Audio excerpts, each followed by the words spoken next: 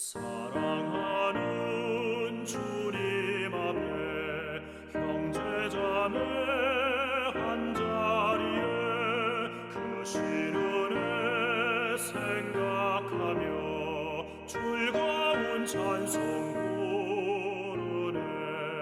내 주 예수 본을 받아 모든 사랑 내 몸같이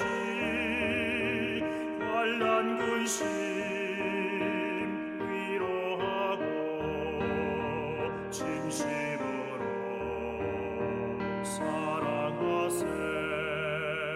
사랑하는 주님 앞에 온갖 충성 다 바쳐서 괴로우나 즐거우나 주님만 입서 섬기네. 우리 주님 거룩한 손 제자들의 어르시사 남 섬기는 종의 도를 몸소에게 보이셨네.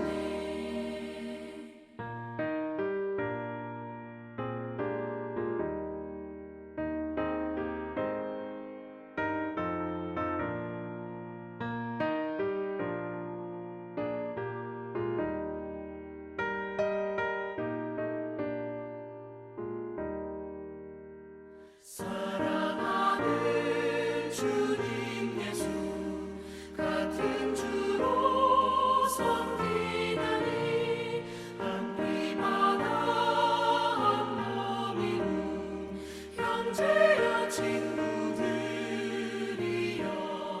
한 몸같이 친밀하고 마음으로 하나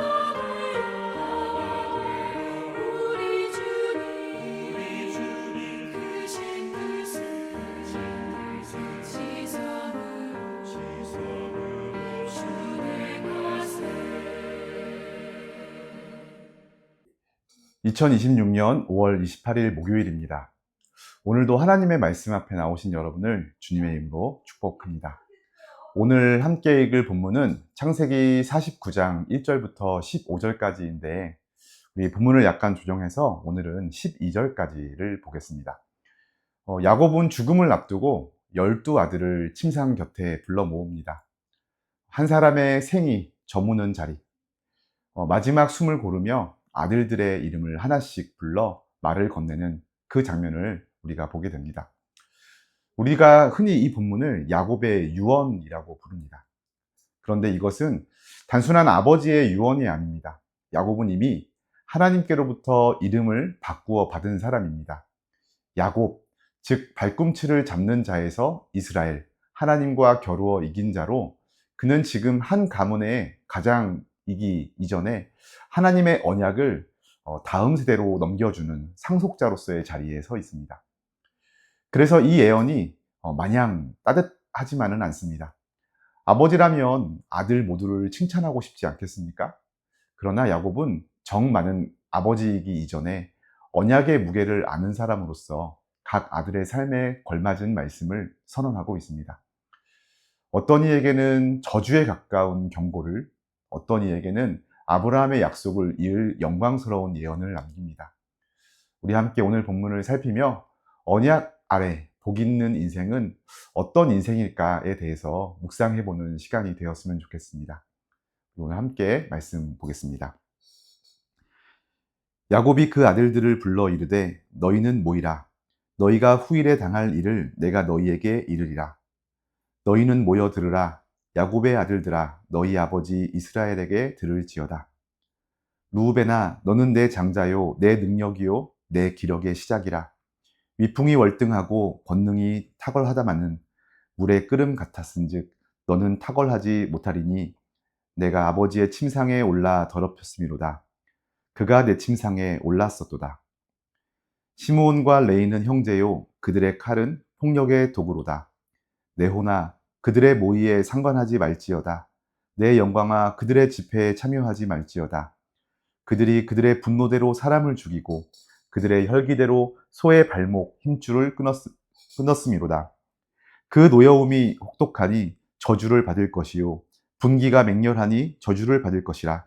내가 그들을 야곱 중에서 나누며 이스라엘 중에서 흩트리로다. 유다야 너는 내 형제의 찬송이 될지라. 내 손이 내 원수의 목을 잡을 것이요 내 아버지의 아들들이 내 앞에 절하리로다. 유다는 사자 새끼로다. 내 아들아 너는 움킨 것을 찢고 올라가도다. 그가 엎드리고 웅크림이 숫사자 같고 암사자 같으니 누가 그를 범할 수 있으랴. 규가 유다를 떠나지 아니하며 통치자의 지팡이가 그 발 사이에 떠나지 아니하기를 실로가 오시기까지 이르리니 그에게 모든 백성이 복종하리로다. 그의 나귀를 포도나무에 매며 그의 암나귀 새끼를 아름다운 포도나무에 맬 것이며 또 그 옷을 포도주에 빨며 그의 복장을 포도즙에 빨리로다. 그의 눈은 포도주로 인하여 붉겠고 그의 이는 우유로 말미암아 희리로다. 아멘. 야곱이 맨 처음 이름을 부른 것은 당연히 장남 르우벤입니다. 야곱은 그를 이렇게 부릅니다. 너는 내 장자요 능력이요 내 기력의 첫 열매로다. 이 얼마나 당당한 출발입니까? 르우벤은 아버지의 기대를 한 몸에 받은 자였습니다. 탁월한 능력과 또 형제들 위에 선 위세, 그 모든 것이 그의 것이었습니다. 그러나 야곱은 바로 이어서 말합니다. 물의 끓음 같으니 너는 탁월하지 못하리라. 르우벤은 한때 아버지의 첫 비라를 범합니다. 창세기 35장에 나오죠.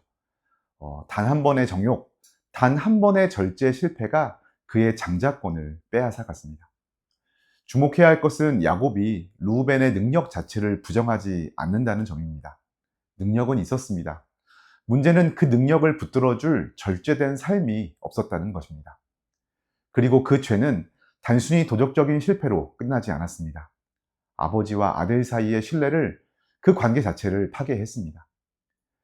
지위와 역량과 은사는 그 자체로 완성이 아닙니다.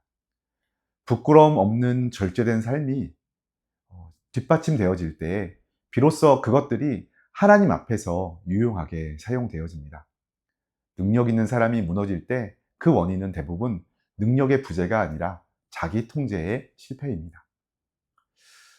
다음으로 시므온과 레위입니다. 야곱은 이 둘을 따로 부르지 않고 하나로 묶어 선언합니다. 그들은 혈연적으로도 같은 어머니 레아의 소생이지만 무엇보다 동일한 폭력으로 함께 기억되는 형제들이기 때문입니다. 그 사건의 발단은 누이 디나가 세겜에서 당한 수치였습니다. 그 분노는 충분히 이해됩니다. 여동생이 당한 폭력을 그냥 지나칠 오빠가 어디 있겠습니까? 그러나 그들이 선택한 방식은 선을 훌쩍 넘어섰습니다. 세겜 남자들에게 할례를 요구해 무력화시킨 뒤 고통으로 움직이지 못하는 그들을 기습하여 학살했습니다. 가축까지 약탈했습니다. 야곱의 허락도 없이 이스라엘 가족 전체를 보복의 위기 앞에 세운 무모한 행동이었습니다. 야곱은 이 대목에서 한 가지 중요한 선을 긋습니다. 네호나 그들의 모의에 참여하지 말라. 그들의 분노가 문제가 아니었습니다. 분노가 자기 보복의 도구로 되어져 버린 것은 기만과 사륙을 하나님의 허락 없이 감행한 그 내용들이 바로 문제였습니다. 하나님의 분노는 죄를 향하며 정의와 회복을 이끕니다. 그러나 인간의 혈기는 자기 욕구와 보복을 위해 공동체를 무너뜨려 버립니다. 명분이 옳아도 방식이 잘못되면 그 결과는 파괴입니다. 자, 그 결과 시므온 지파는 후에 유다 지파의 땅 안에 더부살이 하다가 흡수되었고, 레위 지파는 독자적인 영토 없이 이스라엘 전역 48개 도성에 흩어지게 됩니다. 인간적 혈기는 아무것도 이루지 못함을 보여줍니다. 다만 레위 지파는 이후 금송아지 사건에서 하나님 편에 서는 결단을 통하여 흩어짐의 의미가 심판에서 거룩한 섬김으로 역전되는 반전을 맞이하기도 합니다. 하나님은 돌이키는 자를 포기하지 않으시는 것이죠. 이제 야곱의 예언은 전혀 다른 색을 띠기 시작합니다. 넷째 아들 유다, 장자도 아닌 그에게 야곱은 가장 풍성한 축복을 쏟습니다. 유다야, 너는 형제의 찬송이 될지라. 내 원수의 목을 잡을 것이고 내 아버지의 아들들이 네 앞에 절할 것이다.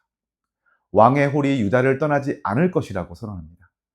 사자에 비유되는 용맹함, 형제들 위의 지도력, 포도주와 우유로 표현되는 풍요로운 삶, 그 모든 것들이 유다에게 약속됩니다. 왜 유다입니까? 유다는 장자가 아니었습니다. 과거에 며느리 다말을 속이는 수치스러운 일로 그 일들 가운데 연루되기도 했습니다. 그러나 그가 결정적으로 달라진 순간이 있었습니다. 요셉을 찾겠다며 베냐민을 데려오라는 이집트 총리의 그 요구 앞에서 유다는 아버지 야곱에게 이렇게 말합니다. 제가 그 아이를 보증하겠습니다. 내가 그 아이를 데려오지 못하면 내가 평생 아버지 앞에 죄를 짊어지겠습니다. 자, 그리고 실제 총리 앞에서 베냐민 대신 자신을 종으로 내어달라고 청합니다. 야곱은 바로 그 유다를 바라봅니다. 형제의 구원을 위하여 자기를 내어준 그 순간을 야곱은 잊지 않았습니다. 그리고 그를 아브라함의 약속을 이을 제목으로 지목합니다. 유다에 대한 예언의 중심에 있는 포도나무와 포도주, 그리고 우유의 이미지는 단순한 풍요의 묘사가 아닙니다. 포도나무 아래 평화롭게 앉아있는 백성의 모습은 전쟁이 없고 왕의 다스림이 안정적으로 이렇게 통치되어지고 있는 그런 나라의 모습을 상징합니다. 열왕기상 4장 25절이나 미가서 4장 4절에서 그렇게 사용되어지죠. 우유는 가축이 번성하고 또 목초지가 풍부한 공동체, 곧 생존과 번영이 지속되는 삶을 나타냅니다. 농업과 목축이 함께 번성하는 이러한 이미지는 안정된 왕권 아래 누리는 총체적이고 지속 가능한 풍요를 선언하고 있는 것입니다. 그리고 이 예언은 역사 속에서 정확히 성취됩니다. 유다의 후손에서 다윗이 왔습니다. 그리고 다윗의 후손으로 예수 그리스도가 오셨습니다. 요한계시록은 그분을 이렇게 부릅니다. 유다 지파의 사자. 유다의 축복은 한 지파의 번영이 아니라 온 인류를 향한 구속사적 약속을 주고 있는 겁니다. 우리 오늘 말씀을 이렇게 살피면서 우리 이렇게 적용하며 질문했으면 좋겠습니다. 우리는 지금 내 안에 있는 능력을 어떻게 다루고 있습니까?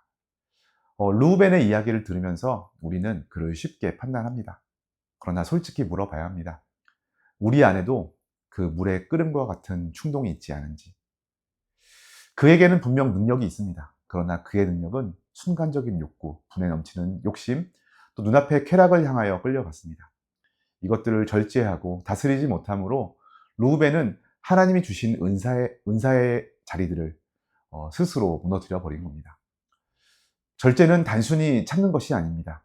절제는 하나님이 나에게 주신 것들을 끝까지 선하게 쓰겠다라는 의지입니다. 지위가 있다면 그것을 남용하지 않겠다라는 결단.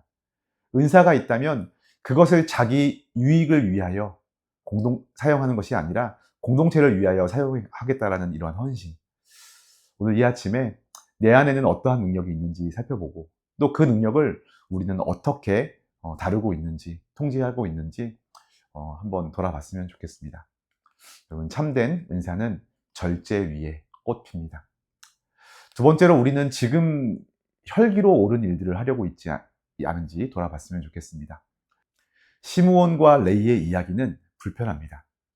왜냐하면 그들의 분노는 이해가 되기 때문입니다. 누이가 당한 그 수치는 실제했습니다. 불의가 분명히 있었습니다. 문제는 그들이 하나님의 때와 방법을 기다리지 않았다는 데 있죠. 자기 방식, 자기 시간표로 정의를 실현하려고 했을 때 결과는 공동체 전체를 파괴하는 것이었습니다. 우리도 때로 옳은 일을 위하여 화를 냅니다. 그 명분이 정당할 때조차 우리는 스스로 물어야 합니다. 지금 내가 분노를 표현하는 이 방식이 하나님의 허락 안에 있는가?